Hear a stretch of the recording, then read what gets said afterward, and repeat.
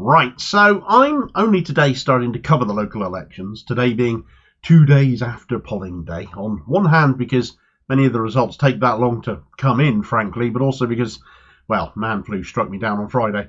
However, nothing quite cleanses the system, to an extent anyway, and cheers the soul like Starmer's rancid excuse for a Labour Party falling woefully short of where they thought they would be, having taken a mere fraction of the Tory losses which were widely expected.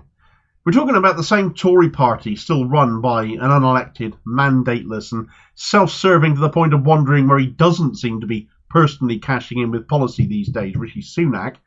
This the most inept, useless, right-wing and dangerous Tory Party many of us can remember. And according to Sky News, Starmer can't win a majority at all against them. Those supermajorities the pollsters have been predicting, they appear to be built on sand, much like all of Starmer's policy. Making announcements constantly of what he'll take away from us instead of offer, and we're actually in hung parliament territory as a result. Starmer frankly should not be surprised, but his arrogance might mean that he is a little bit. He's turned his back on traditional members, and they've walked, they've left, they've taken their votes with them, and all they can respond with by way of explanation, it seems, the Labour Party of Keir Starmer, is to blame Muslims and blame Gaza. The Tories clearly have competition now for who holds the title of the nasty party, in which case, and if Labour thinks resorting to petty racism will win back voters, they deserve to keep losing even more support. Right, so local election results were, as ever, much more interesting than most of the mainstream media were letting on, because as much as Sunak's bunch of Tories absolutely did get the kicking they deserved in the results coming through, having pretty much lost half the council seats they were defending, if Labour were on course for the supermajority many polls were saying they were looking at come the general election, well, the fact they failed to suck up most of those Tory seats that they lost, Labour won the equivalent of roughly 2/5 of those lost Tory council seats, but they actually ended up losing ground elsewhere where they already had support, as they were making small inroads somewhere else. In very rough terms, of the lost Tory seats remaining after the 2/5 that Labour took, the Lib Dems, the independent candidates and the Green Party took another 1/5 of the vote each, broadly speaking. Slightly more than that for the Lib Dems, slightly less than that for the Greens, but near as damn it. That's where the Tory seats went. A Labour Party on course for a stonking majority, therefore, should be doing much better than that. Should not be losing so much of the votes they were chasing. We know Starmer's game plan is to obsessively chase Tory votes, believing Labour voters will stick with him anyway, but from what we're observing, that isn't necessarily the case at all. And certainly when Sky News came out with an extrapolation for the general election based on how voters voted here, it showed that instead of looking at a comfortable majority government, that Keir Starmer is actually going to fall far short of a majority at all, although is still likely to be leading the largest party. According to Sky's analysis, Labour is sat on 35% of the national vote, which needs putting in a little bit of context. The 2017 general election, for example, saw Jeremy Corbyn, when he was leading Labour, then of course, win 40% of the national vote, as one example. And in 2019, when things went sideways for him, thanks to internal party sabotage and Brexit being all that seemed to matter, Corbyn still secured 32% of the vote.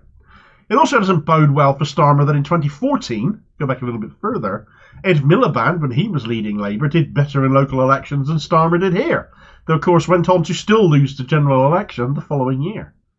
For those of us who have for years now been pointing at the Tories and Starmer's Labour as being basically as bad as each other, a hung parliament where Starmer will have to cobble together some kind of a deal with smaller parties is literally the best case scenario, where electoral reform away from first past the post must be implemented as a condition for a coalition or any sort of agreement that would permit Starmer to enter number 10, in which case, ahead of the following general election, so that the UK truly gets a representative government and parliament from that point onwards.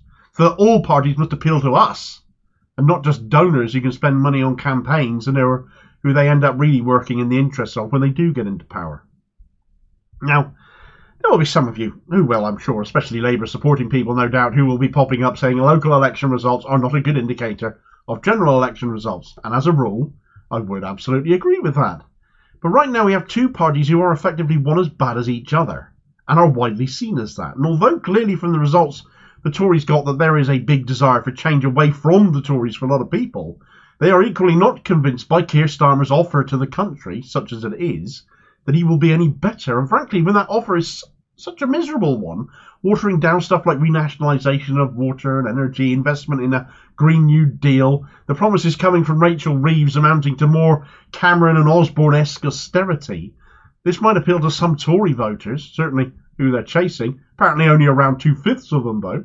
Most people want a better choice than that, want a better offer, and have instead chosen differently. And that includes many Labour voters, now former Labour voters, who chose differently and voted differently this time.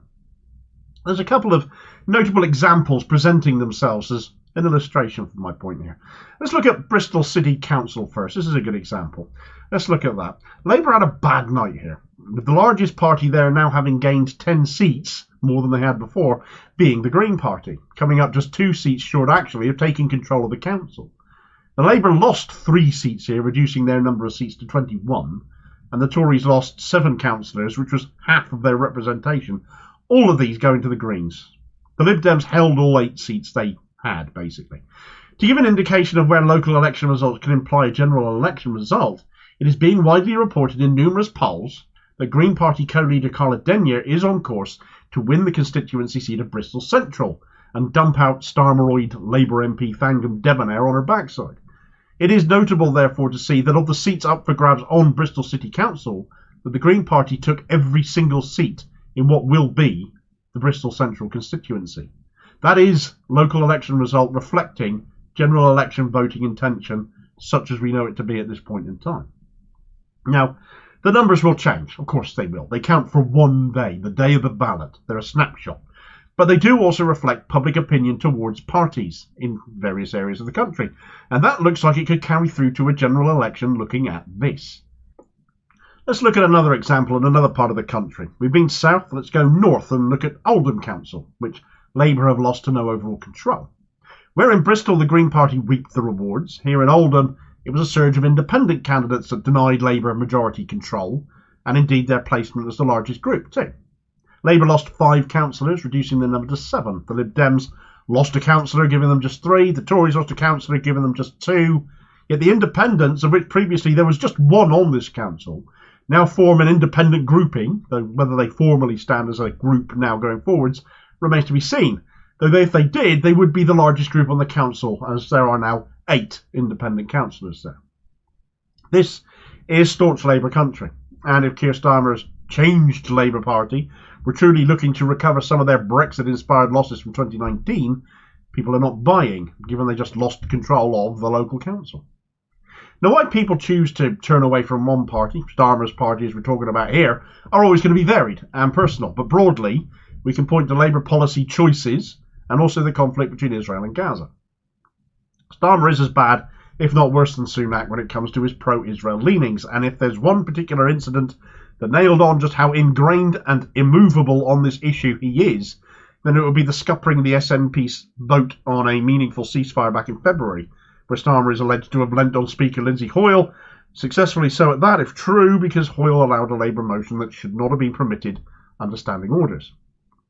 That move, and how it was reported, how that shone a light on Starmer's potential possible motivations, how far he was prepared to go for the Israeli regime despite all we were actually witnessing in Gaza, are witnessing, and certainly were up to that point, was a defining moment for a lot of people. Fundamentally, the politics is appealing to a few Tories, it's putting off a lot of Labour voters, and for people who want to see an end to the genocide, neither the Tories or Labour are appealing. You only had to look at the recent Rochdale by-election to see that. Also Lancashire, just like Oldham, up and down the country, these are defining problems for Starmer's Labour. They are seen as on the side of Israel, who are seen as a pariah state, which they ardently are, and the politics is horrible Tory lightism. But to ask them what is the problem? Ask Labour figures, what do you think went wrong? Well, it seems they're blaming Muslims. Casual racism is how some Labour sources are choosing to report their assessment of Labour's underwhelming results. And actually this shows how some in Labour, in positions of being spokespeople, are utterly unhinged in how they choose to express those findings. At time of writing, the West Midlands mayoral result, for example, is still to come. But Labour has said in the belief they've already lost it that it's the Middle East, not West Midlands, that will have one Street the mayoralty. Once again, Hamas are the real villains. Andy Street, the Tory candidate there.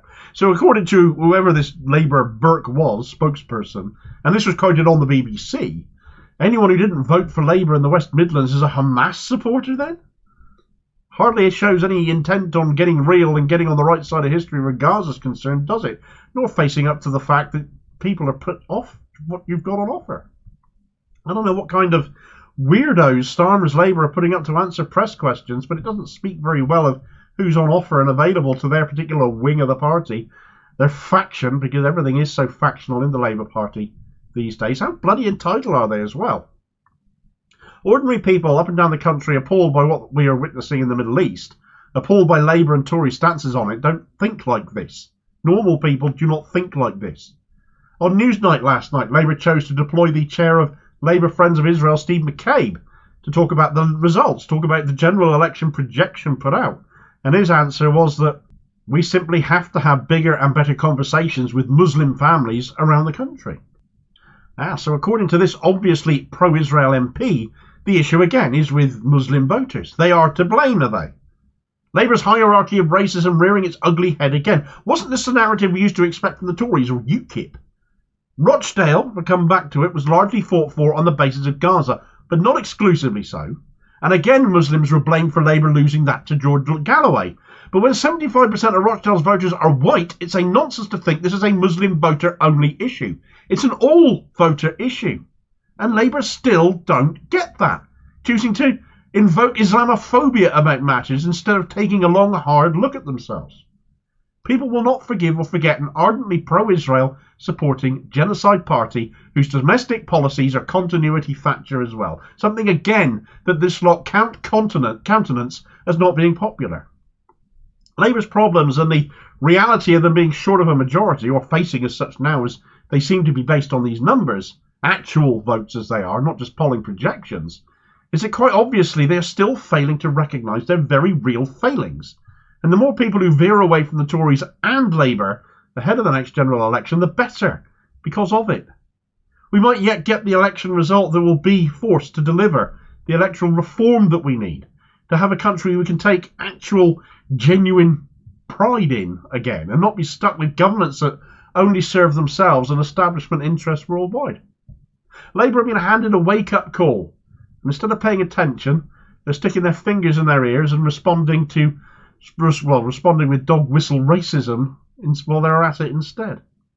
Meanwhile, of course, the media will still try and aid and abet the status quo, not just giving Labour and the Tories soft soap interviews where they still manage to say the wrong thing, but going on the attack against others like George Galloway, again, exposes how tied together mainstream media and mainstream politics truly are.